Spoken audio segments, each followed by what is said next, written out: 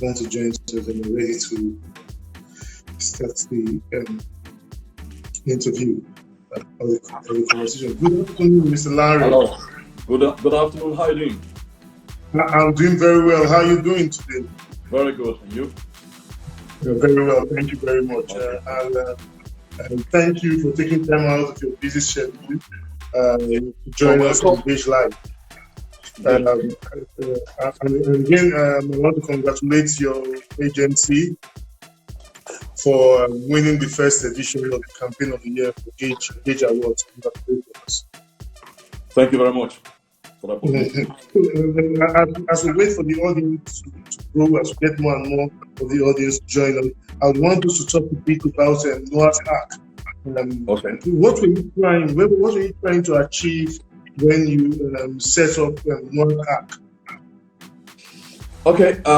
First, thank you for having me on this platform, and also for the honor of being the agency that won your first Campaign of the Year, being the debut. Well, I think for me, Noah's Ark, I've said it at different times, came about as some kind of intervention 12 years ago when it came on board. What I mean by that was the fact that I took a look at the environment where we're operating, and I didn't see enough in terms of serious competition from a creative point of view. I mean, there were people in business. There were lots of agencies, very big agencies doing big business and all that. But in terms of work that was really tickling, that was really inspiring, that you really kicked yourself that, wow, I wish I did that. There were just a few agencies that could tick that box for me. And I thought that there was a need, for me to do this, not just for myself, I think also for my generation. I mean, I started my career in 1990.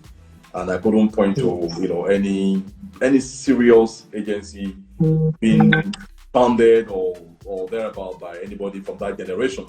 And I thought, hey, we've got to do something. So that's why I call it an intervention. So I am not your ideal business person. I didn't come prepared to say, oh, I'm a business guy, I do business here and there. I was driven by the idea of how creative business how creative ideas can solve business problems more than anything else, and beyond that we can also put Nigeria on the map, that we can do work that we all can be proud of, and that the world can respect us, by virtue of what we do. So that's what led to Noah's Ark in a nutshell. So, do you think you have you've achieved when you're on the road? I don't know if I say completely, if you've achieved it completely, or if you're on the road to achieving it. I think in terms of the vision that drives Noah's Ark, I believe we're on course. You can never finish that task. I mean, when you finish, you're gone. I mean, that's the end of it. My dream of the agency is one that will outlive me, that will carry on with the idea that that has always been there from the beginning. So it's a continuous thing. I mean, we've been able to achieve a few things. With all sense of modesty along the line that keep reinforcing our belief, what drives us as a team, as a business. And as long as we keep doing that, then that will be the adrenaline that we need to keep going on. Yes, are we in sync with? Not necessarily, but we're on our way as far as I'm concerned. Yeah. So it means that you're coming into the Nigerian digital landscape has actually helped to fulfill a gap you saw. I mean, the advertising landscape, the gap you saw. I was just going to say that I don't want to box things. It's not about the digital space, the whatever space. I think we're all dealing in ideas. When clients wake up, they're looking for how to solve problems, and our job is to find the right tools to make it happen. And when I started in 2008 rather. I'm mixing that with the fact that we're 12 years old. When I started when we started in 2008, I mean, Nigeria was still far away from where we are now as regards all the gadgets, all the tools, all the digital, opportunities that we now have. I mean, the closest to anything back then was BlackBerry, where people could just ping one or two people and all that. So things have changed, tremendously from then. But what has not changed is that there will always be marketing challenges. The tools that we apply will change from time to time, and that's what we're living with. Yeah. So with your over 30 years experience, what has been the challenge, especially working? not necessarily, but we're on our way as far as I'm concerned. Yeah. So it means that you're coming into the Nigerian digital landscape has actually helped to fulfill a gap you saw. I mean, the advertising landscape, the gap you saw. I was just going to say that I don't want to box things. It's not about the digital space, the whatever space. I think we're all dealing in ideas. When clients wake up, they're looking for how to solve problems, and our job is to find the right tools to make it happen. And when I started in 2012. Sorry, 2008 rather. I'm mixing that with the fact that we're 12 years old. When I started when we started in 2008, I mean, Nigeria was still far away from where we are now as regards all the gadgets, all the tools, all the digital, opportunities that we now have. I mean, the closest to anything back then was BlackBerry, where people could just ping one or two people and all that. So things have changed, tremendously from then. But what has not changed is that there will always be marketing challenges. The tools that we apply will change from time to time, and that's what we're living with. Yeah. So with your over 30 years experience, what has been the challenge, especially working in this kind of environment, with the creative process and then with execution? Well, the challenges are always there. I mean, every human endeavor will come with a whole lot of challenges. From the days of just pneumatic tapes and what have you, and people could... I wish I could hear you. I think I've stopped hearing you. Oh, really? Can you hear me now? Not has changed from this end. I can hear you.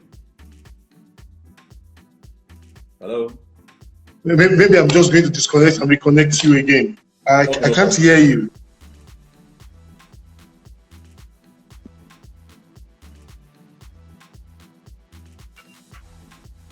Hello? Oh, lovely. Okay. Just a technical glitch. So, I mean, there are always challenges. We live for challenges, as a matter of fact, and it's only when we resolve those challenges that we become stronger. That's the nature of the business. There will be challenges in terms of brands, from one brand to the other, and our joy will come from how, as a team, we are able to, resolve whatever those challenges are. As a creative person, of course, I've had my own fair share of challenges as well. I started out in 1990, like I said, and 1994. I thought that I couldn't feel, the vibe that I started with, when I joined the agency in 1990, MCNA back then, and I decided to get out of the agency. I actually stopped work, so to say. So almost like in retrospect, I took a gap year of sorts, so I was doing more freelance copywriting, for people here and there. I actually started a business then as well, which did not fly, unfortunately for me, because how much experience did I really have to say I was going to start an agency, a one-man agency at that, But I think doing that 1 year gave me a better perspective of my role, because my intention leaving school was just to write, and I was infatuated with writing as a copywriter.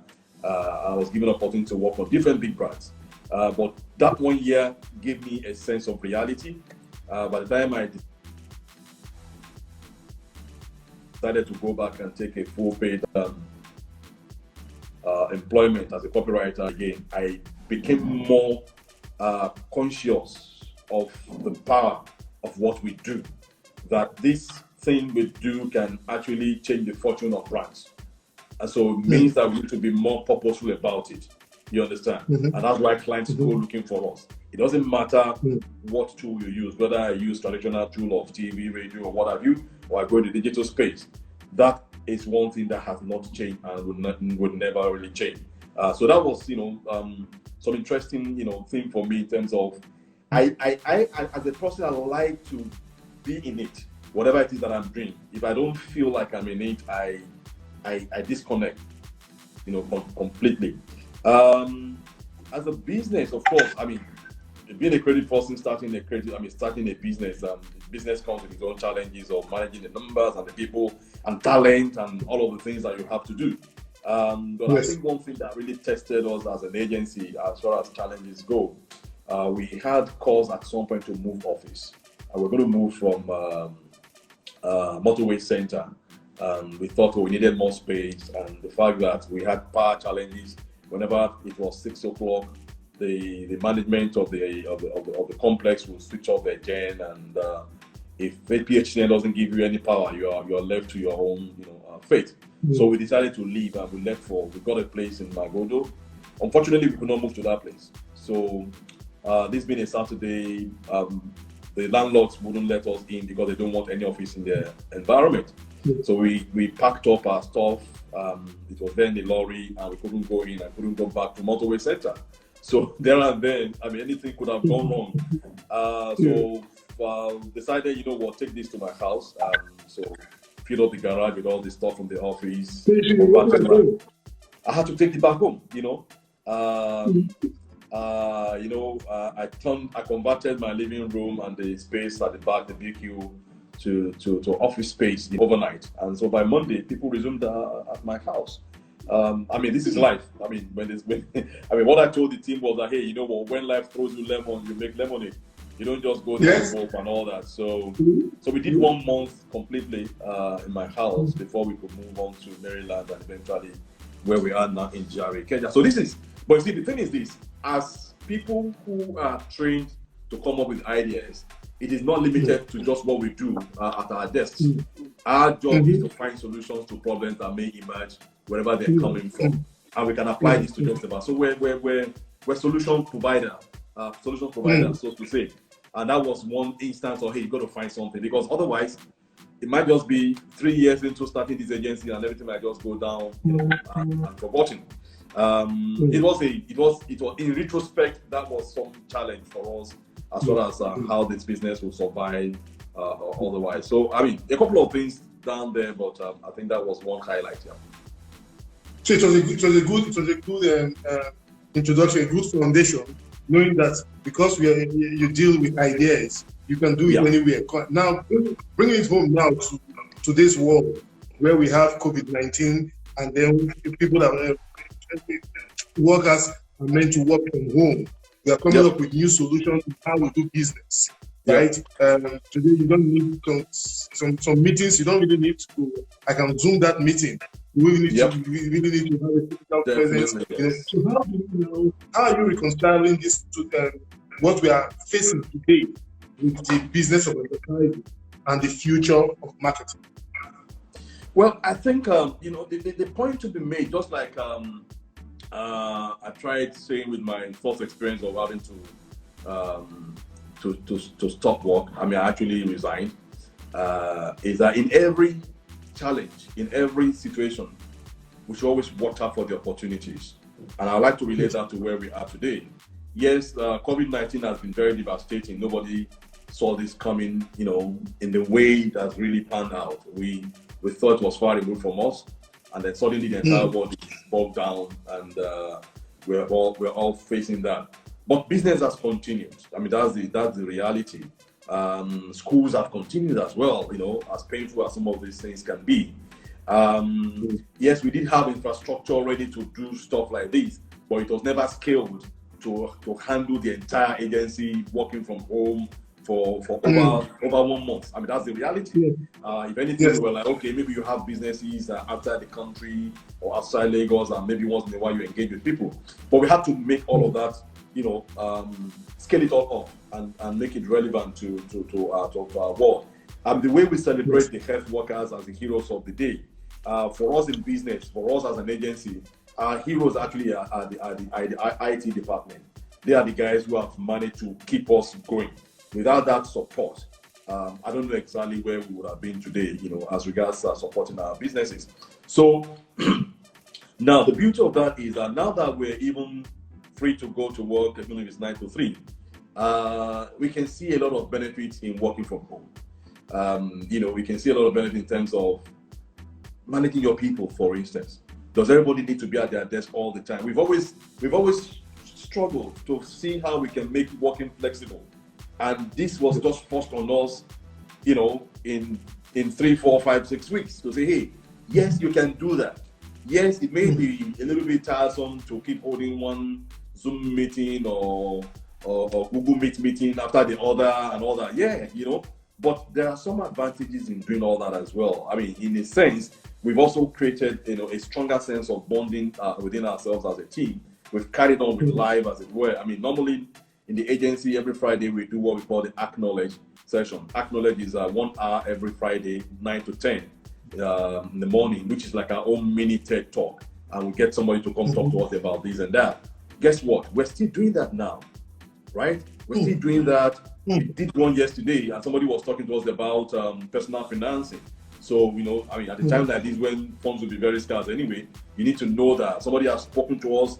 And in this instance, very relevant topics, mental health awareness and a couple of other things and all that. So the sense of community, we have still been able to maintain that, despite the fact that we are all working from home. So I see a lot of benefits there. I also see that for our industry, we will also have a lot more people. Sadly, some people will be in the job market, but if you're a creative person, I don't think you should worry too much, because it's an opportunity also to have freelance talent that we can all plug into. So you can work from home and attend to my briefs as the case may be. So we will have a pool of talent to tap into.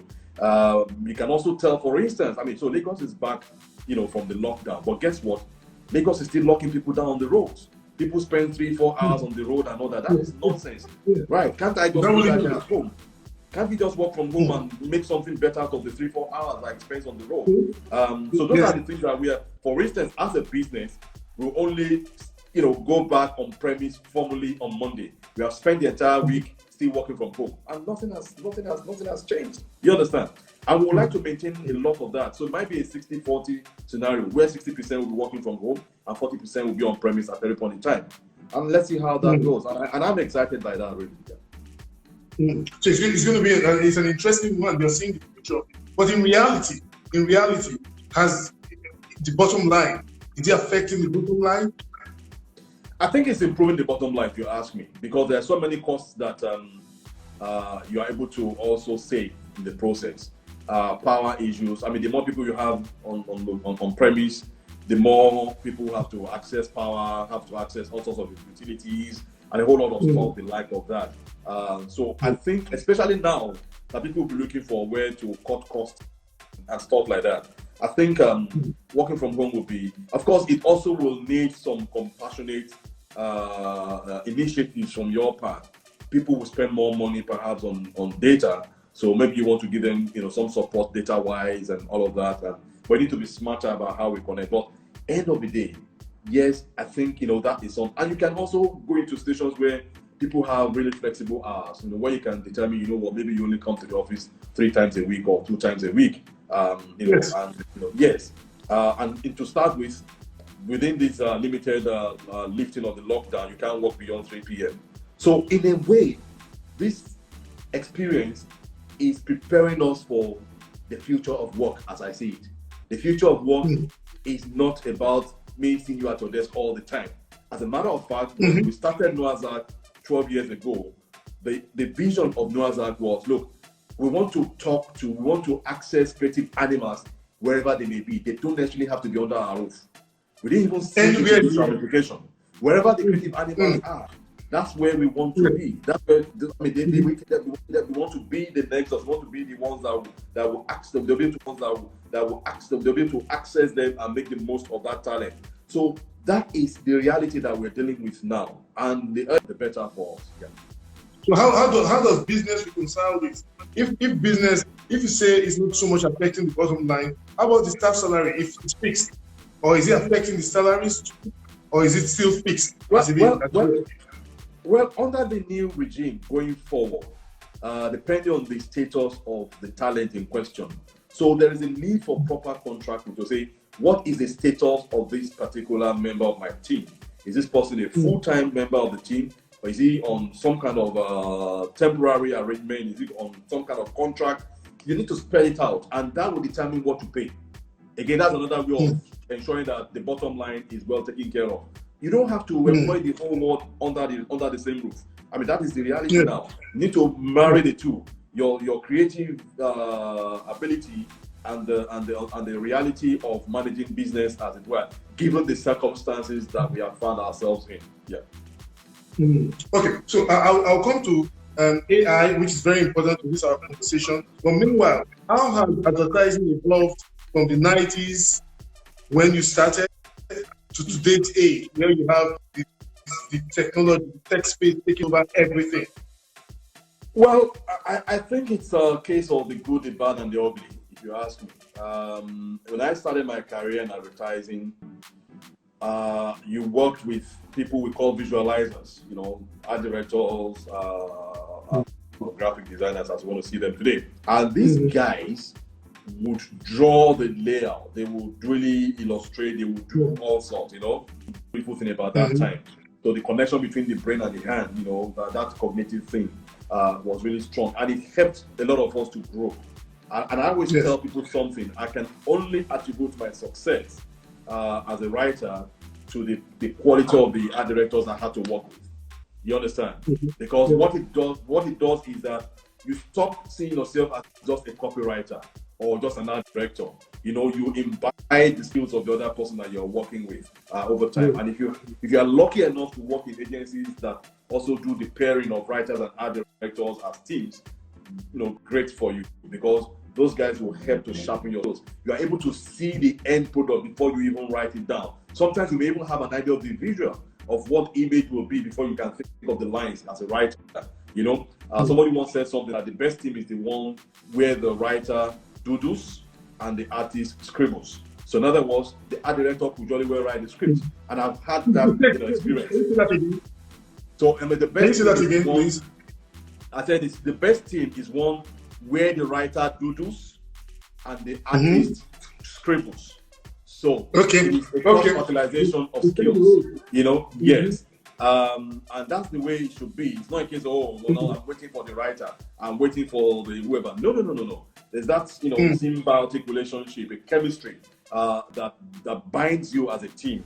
And that is what, that's what grows you as an individual as well. I've been privileged enough to work with one or two such art directors that I believe that whatever I've learned in advertising came from my interactions and my working relationship with these guys. So, and things have evolved. And the thing is this, when computers came into advertising, they were meant to ease our work. But I'm sorry to say, I think it also messed some things up. As much as it comes with benefits, some things can be done faster. You can have access to all sorts of tools and that. But people got lazy. People, stopped worrying about how much they could draw, what they could do. I mean, it got so bad. I'll give you an example. When I was at Insight, we pitched Nigerian breweries. That was the last major thing I did at Insight in terms of pitches. And we had one or two of our colleagues from Grey London who also joined us on that pitch. So when we were, doing the ideas, so we had ideas, you do your scans and all that. Then we say, now let's go and finish this stuff. Then we, my art director friend, my partner, did the layout, did his own drawing of it, and it was beautiful. And finished with, stock images. He came with all sorts of stock images here and there, all that. When we came to look at this work to review it, what we decided? You know what? Keep this your images. We will go with this stuff that's been hand drawn. And we went with it to the clients for this pitch. This is the biggest pitch in the life of the agency, by the way. You went with scans. Of course, they were all better drawn and all that from the scans. We went into proper illustration and all of that. But they reflected our idea better than the images that they brought. So we said, don't those images, take these ideas to the client. And we run the business. And that agency still has the business till tomorrow. So for me, craft is something that is missing in our industry today. Craft is something that those computers came and took away from us. As much as there are a lot of benefits from technology and all of that, we still need those crafts. By the way, when you go to Cannes, when you go to D&AD, Luries and the rest of them, all those awards festivals, people still get awarded for craft. Craft in terms of writing, craft in terms of drawing, illustration, and all what have you. So that is something that is missing today. But anyway, we've evolved from then. So some of us will be die-hard old school in terms of thinking, in terms of what have you. But that's not saying that you will not embrace new technology. So the idea is to embrace new technology, but not to worship them. Because that, I think, is the problem we have today. That when we go digital, no, that's worshiping a tool. Digital is a tool. At a point in time, television was novelty. There was no television until the late 50s. Before then, radio was the king, right? Yes. And when TV came, yes, it added to it, and it was seen as a tool. So we can't just keep on. So if we don't, recognize digital and all that it portends in the light of it being a tool, then we'll fall into the danger of glorifying it, as it were, and missing out on what it can actually do for us. It is supposed to enhance what is in us, not for us to throw away what we have and and go on and chase after some new gadgets. So that, for me, is how I will see the evolution of where we are. But one thing that will never change, and that has never changed, is the need for strong, enduring ideas at every point in time, no matter what the platform may be, no matter what we do. At a point in time, even in the US and other advanced markets, digital is going to take over everything, but guess what? When Old Spice came up with the Old Spice Old Spice Man campaign, smell like a man and all that, TV just went boom all over again. It's all about what you do with TV. As you can see, even in our market, there are some campaigns that we run today. People are like, we want to talk about, consumers are the ones who want to talk to you about your campaign, right? So it is not about just that channel or the platform, as the case may be. It is the idea that is driving it. So in my experience, going from the 90s to where we are today, we were very, very, very big on ideas from the 90s. And we should still be big, in fact, bigger than that in the 2000s and co that we have found ourselves. It's one thing that can hold us going forward. A lot has changed, I must tell you, and I love the new changes. Now, the changes give us the opportunity to communicate to more people, using multiple channels, as the case may be. So it is for us to make the most of that as well. It cannot just be about one size fits all. There are different ways of engaging people. Now, today, maybe you need to shoot a commercial that will only last for 5-6 seconds, depending on the platform that you need it for. You have to think of maybe sometimes also, even on this same digital platform, you probably want to shoot a mini film, you want a short film. You can do something that will go for 10-15 minutes or thereabout, that will be so engaging that will get people. So it's a lot of possibilities. That's the beauty of that evolution from where we were then. We were a bit limited in terms of what channels we had, but now we have a whole lot of channels. But what are we filling those channels with? For me, that is where my interest is. We need to fill them with things that can excite people, that can engage people, and can continue to do what advertising was meant to do, which is make consumers, make good choices and keep our clients in good business. So with what you said, advertising is all about ideas. That's what it means. Ideas that make a difference. Ideas that work. We had an interesting interview 2 weeks back with Olusola Amusan. He's an AI expert in the US. So he said something very interesting about artificial intelligence and how much it impacts on ideas. Now, how can we incorporate artificial intelligence now into the ideation process? Because ideas does not live in isolation.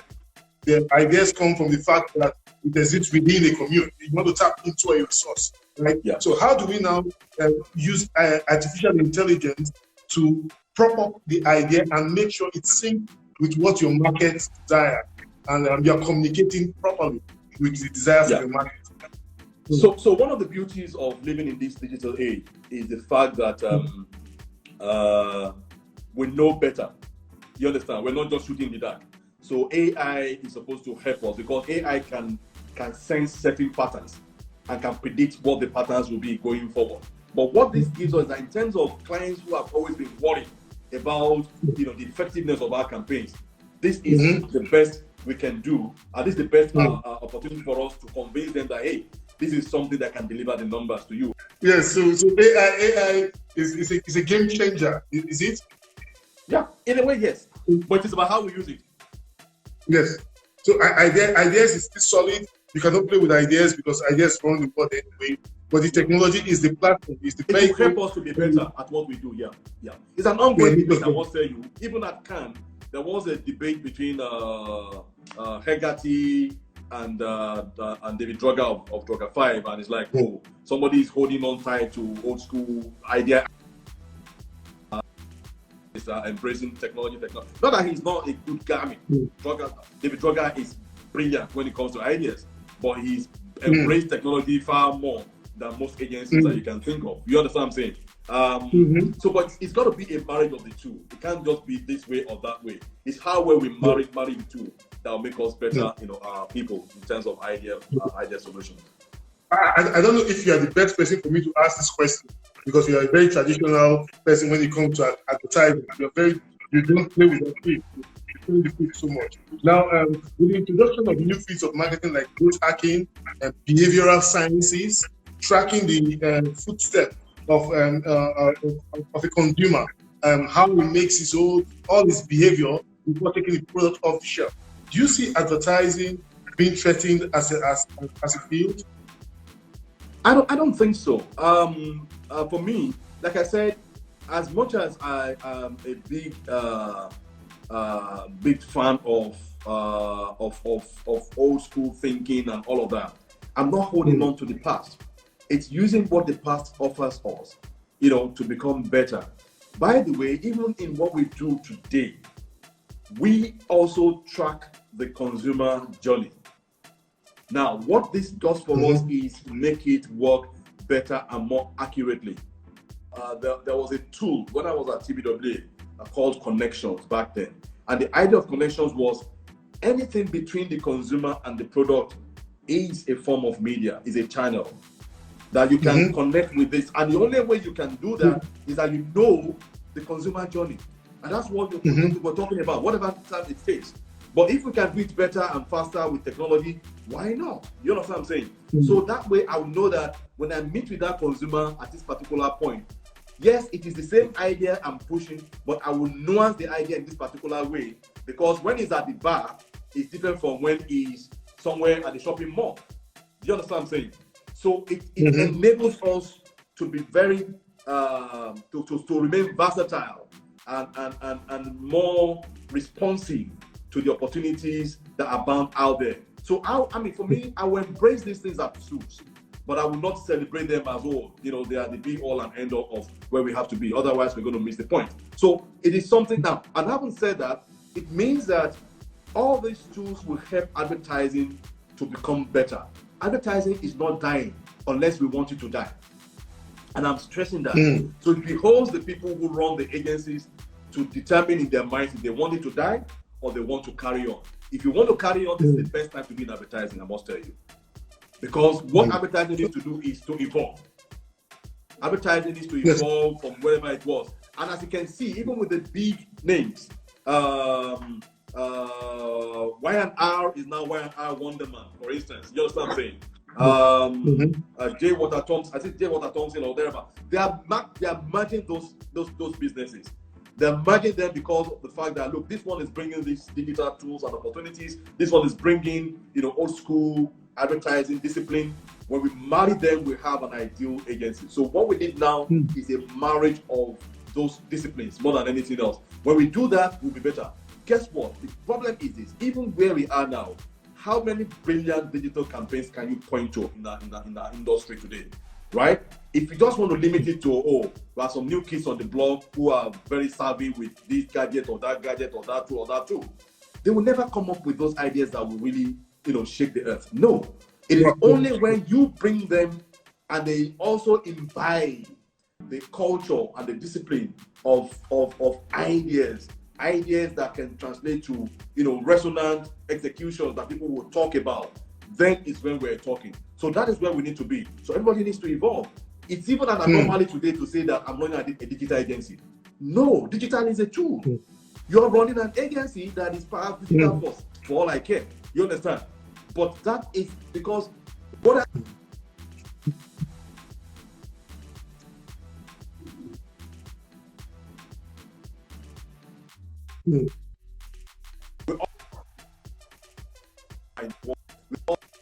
We all want to love and be loved. We all want to reach out to somebody, right? And all of these tools are just meant to help us to achieve all of those things. So it is an anomaly of sorts to say, oh, I'm a digital, oh, I'm a traditional agency. What is a traditional agency?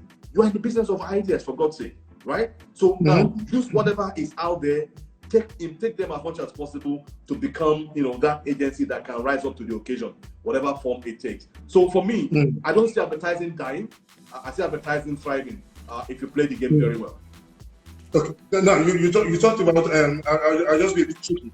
You talked about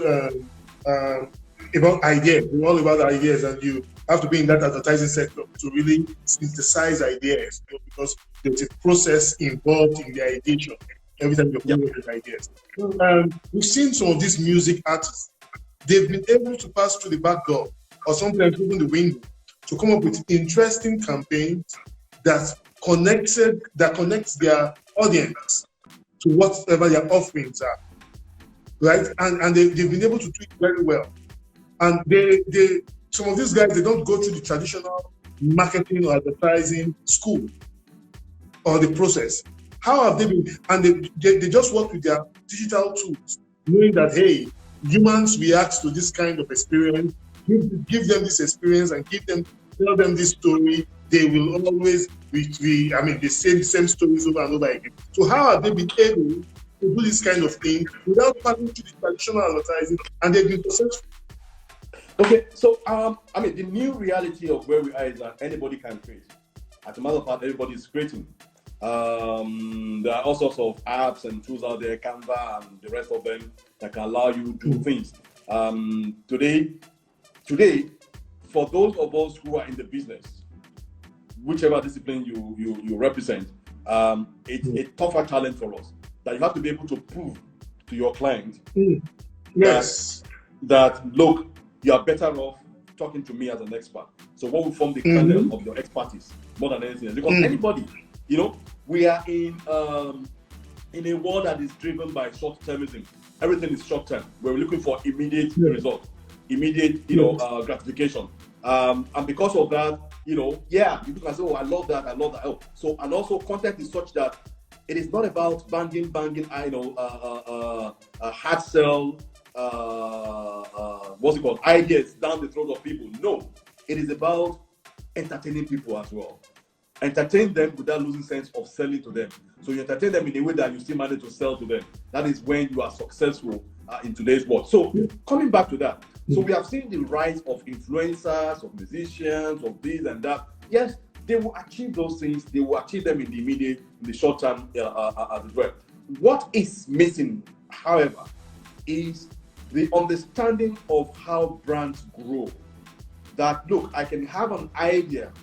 So if I take, for instance, a brand like Indomie in Nigeria, a brand like Nike on a global level, that you can see an idea that has stayed as an idea and has evolved over time, as it were, and still be able to connect with people and grow. Because whatever you spend on marketing, whatever you spend on any form of campaign, should serve as an investment. It should not be this short term, I've done it, it's tactical, we're done with it, and we'll move on to the next, sweet thing. No, everything should build on one another. That's where we come in as experts. And you have to prove your legitimacy as that expert that knows how to grow it from point A to point B. And what you need to do is use the tools of these same guys. As a matter of fact, those guys perhaps will even work better when they work in collaboration. Now, that's the word that we all need to really think about today. Collaboration. Because you know the brand better. No matter how beautiful, how entertaining what these guys may have done. And I've seen this work at different, I've seen clients engage one or two of these people, and it all still boils down to this. What is driving the entire thing? What is the brand essence? What is the brand gaining from this, apart from this immediate gratification? If you don't know that is the core of brand building, right? So Nike can entertain me and all that, but guess what? There's a method to the madness. If you don't do that, then you're going to do this with this musician today, that musician tomorrow, and everything is all over the place. No, right? So you need someone to coordinate all of that, to tell a story that evolves. Let's go to Airtel, for instance, right? Airtel could have farmed this out to a couple of influencers and people to come up with all sorts of funny things every now and then. But guess what? They have not done that. And we have kept the story going from 5 years ago, and it keeps building, and it keeps staying relevant, and it keeps getting stronger and all that. Because there's a thinking behind it. It is that thinking that makes us professionals. And that will always be in demand, whatever happens. Yeah. Wonderful, wonderful. I'll ask you just one last question before we go to another phase. Martin Torrell just left. He left. I mean, not recently. Left and set up a digital agency. Yeah, a digital agency. Now, if you were to set up an agency today, considering the technology and the exposure, what you are exposed to, are you going to go with the traditional setup, or are you going to go a mix of digital is very influential, more digital than traditional? Okay, I have an answer for that, and it's a real answer. First, I mean, I agree with you, and this came up on Friday or so. Was it Friday or Thursday? Yeah, I think it was yesterday also. Anyway, we had this AAAN e-summit, and I cited that example that for someone like Martin Sorrell, who's been around since the days of the Saatchi and Saatchis, to leave WPP, the biggest holding company in advertising, and rather than go set up another WPP, he went on and set up S4, which is more of digital and content. That should tell us something about the future of our business and where things are. So back to me as a person, we have actually set up an agency outside of Noazad called the Red Wolf Company. And the Red Wolf Company is more of the Red Wolf. Okay. It's a Red Wolf. Red Wolf Company. Now, Red Wolf is more of a digital first agency. But I shy away from saying it's digital agency. No. Because what Red Wolf also saw at the beginning was it used to be the digital unit of Noazak, and it evolved into business on its own. Now, at the beginning, as it also tended to tilt more in the direction of we're digital.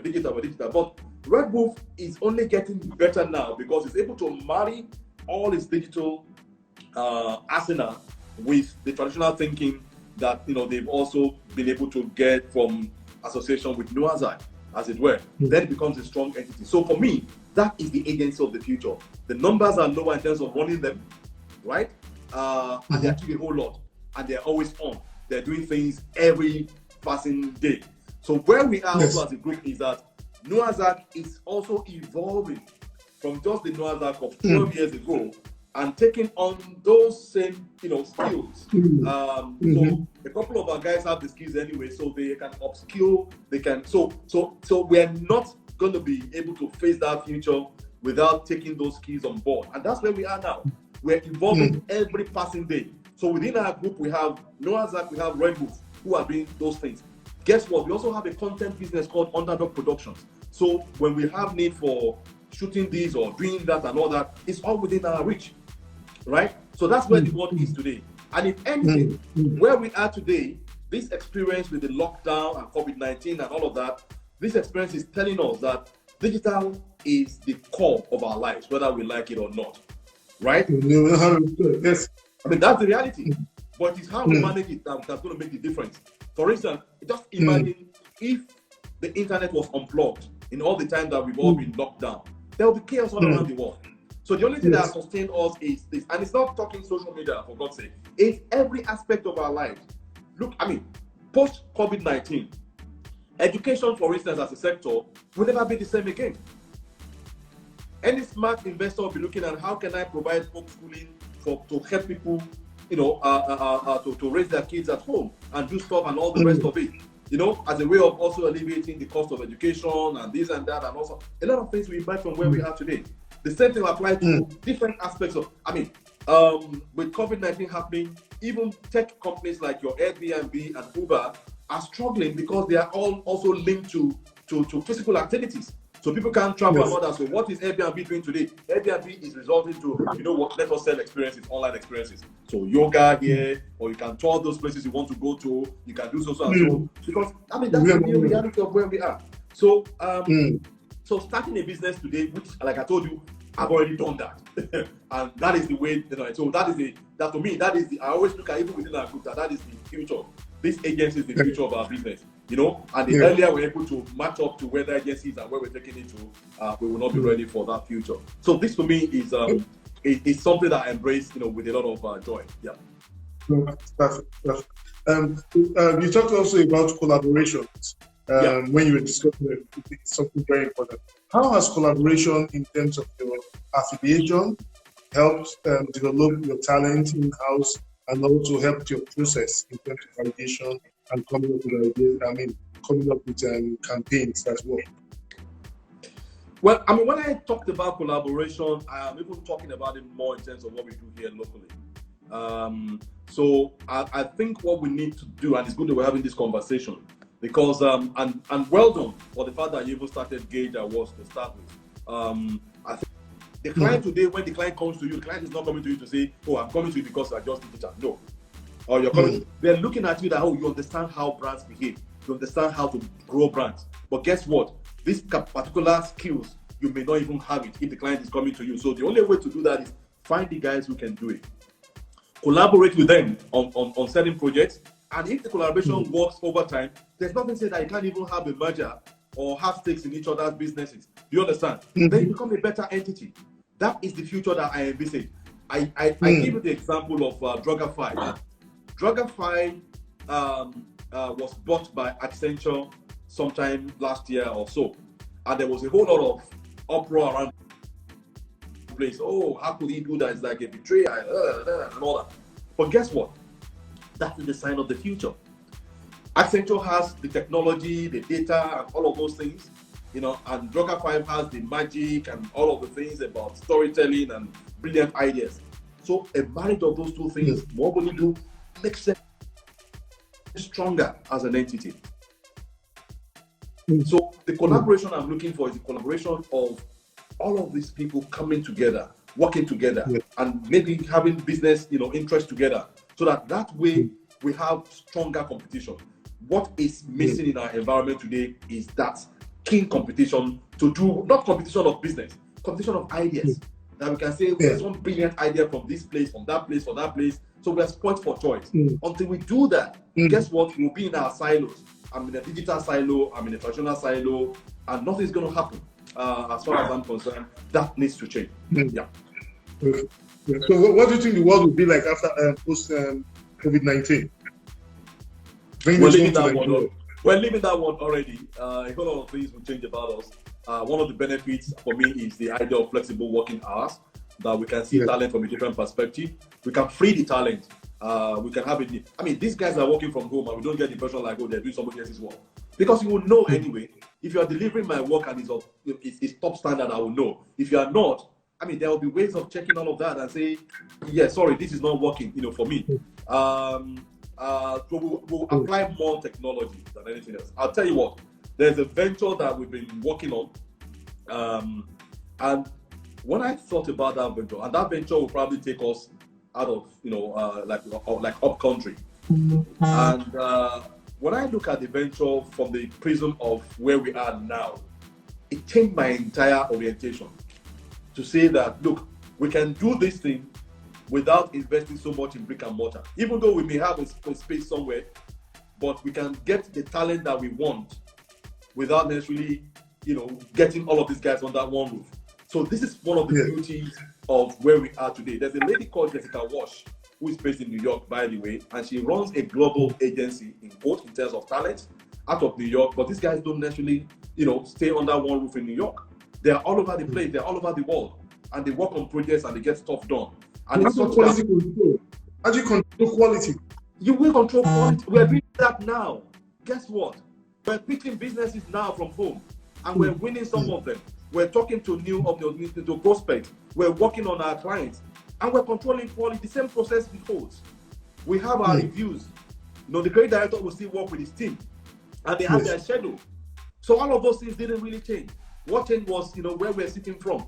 I'm sitting from home, I'm working from home, you're working from Gage, I'm working from Maryland. So who says you can't be working from Kano or working from Port Harcourt and we're still achieving the same thing? That's the beauty of where we are. You don't have to employ anybody full time. I don't need you for your service, I need you for your expertise, I need you for this particular project, and you give that to me. So that is the future that I see. the future that allows us to do things together, that gives more freedom to talent, that allows talent to actually grow stronger and better, because those guys can also have time perhaps to do other things. Maybe he wants to go into photography, he wants to go into to music, to this, to that, and those things will also help to inspire him to be better at whatever he does or she does. So I see a future that first maybe some of us will find a bit uncomfortable, but we'll adjust to it like human beings always do. And once we adjust to it, then it becomes a different. It becomes the norm, so to say. But I think it's going to be better for us going forward more than anything else. Yeah. Thank you so much. It's wonderful. It's wonderful. I mean, the insight you brought into all of this, and knowing that it's already working. It's not like it's an idea that's floating in the air. No. We got the environment for it now. Whatever we've had in our thoughts is now working. So we can only iterate and make it better. Yeah. So I'm going to ask you, what's the most trusted tech device? Sorry? What is your most trusted tech device? Tech device. What tech device do you trust? Yeah, what do you trust? The truth of the matter is I'm not a techie.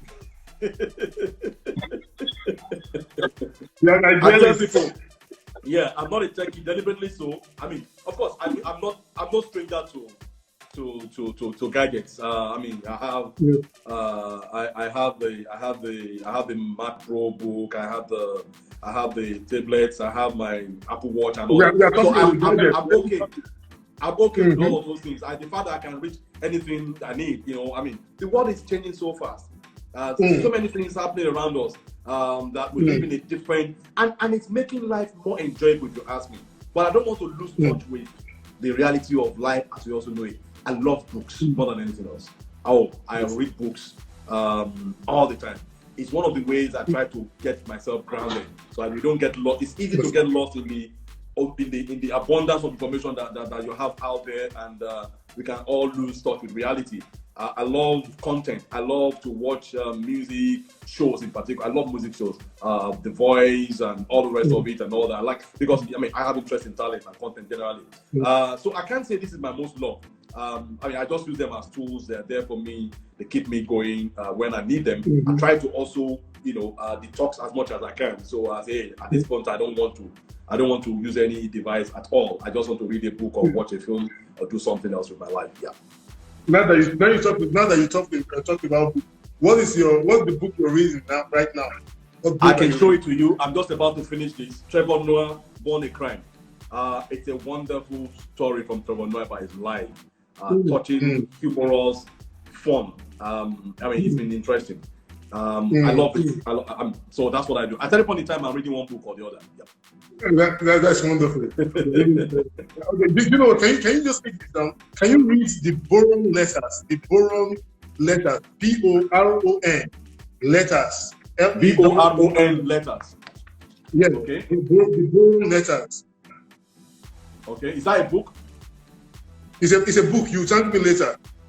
Okay. You can get it on B-O-R-O-N. Yes, B-O-R-O-N. Okay, I'm going to so talking about devices, one of the things I love the most is using Amazon for books. So I get books easily. Amazon is, if you're talking about what I love, is Amazon. Because I can send cakes to people. I can send cakes to people anywhere in the world. I can send gifts to people anywhere in the world. I can buy my book. I can do just about anything I need. So as far as gadgets go, meaningful to my life, very useful. Yeah. Okay. Food. Do you cook? Food is different. We used to call it. There's a name we used to call it there. It's a different that kind of food is different. It's not the regular food.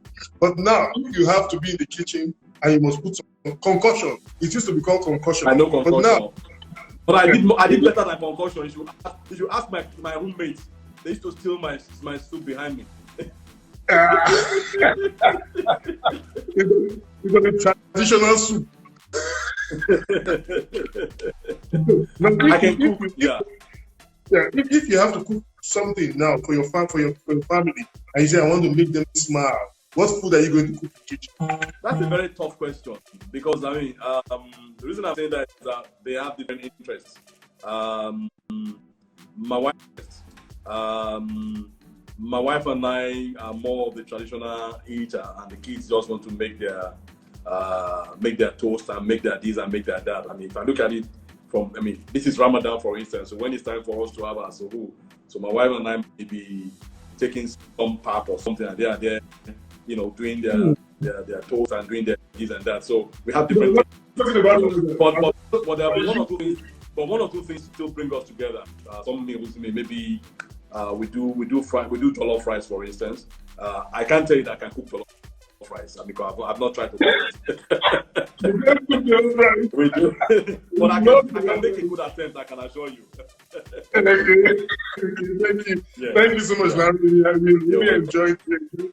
We enjoyed the time with you. There was a lot of insight to share, and I advise everyone that is just joining us that we can go to the page and just click on the interview.